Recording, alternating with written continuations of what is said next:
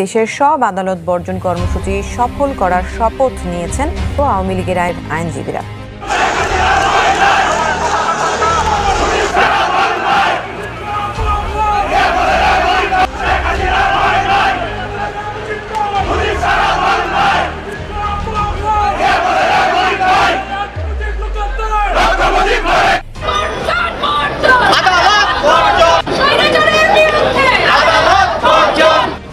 অংশগ্রহণমূলক নির্বাচনের যে প্রত্যাশা সেটাকে উপেক্ষা করে তথাকথিত নির্বাচন হতে যাচ্ছে।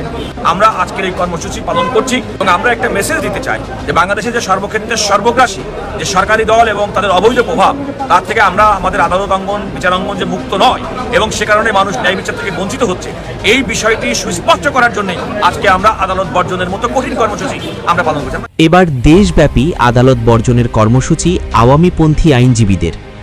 ফেব্রুয়ারি 12 তারিখ অন্তর্বর্তীকালীন সরকারের অধীনে যে গণভোট ও নির্বাচন হতে যাচ্ছে সেটা সংবিধান মেনে হচ্ছে না।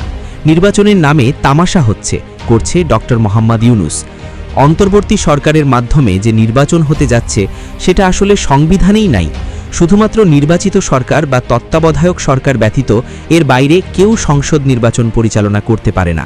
কিন্তু ডক্টর ইউনূস সংবিধানকে বুড়ো আঙুল দেখিয়ে মন গড়া বিতর্কিত নির্বাচন করতে যাচ্ছে। তাই সেটার প্রতিবাদের অংশ হিসেবে এই অবৈধ নির্বাচনের প্রতিবাদে দেশব্যাপী আদালত বর্জনের কর্মসূচি দিয়েছে আওয়ামী লীগপন্থী আইনজীবীরা। বিক্ষুব্ধ আইনজীবীরা বলেন, একজন অনির্বাচিত সরকার কিভাবে গণভোট ও নির্বাচন করতে পারে? এটা সংবিধান বিরোধী।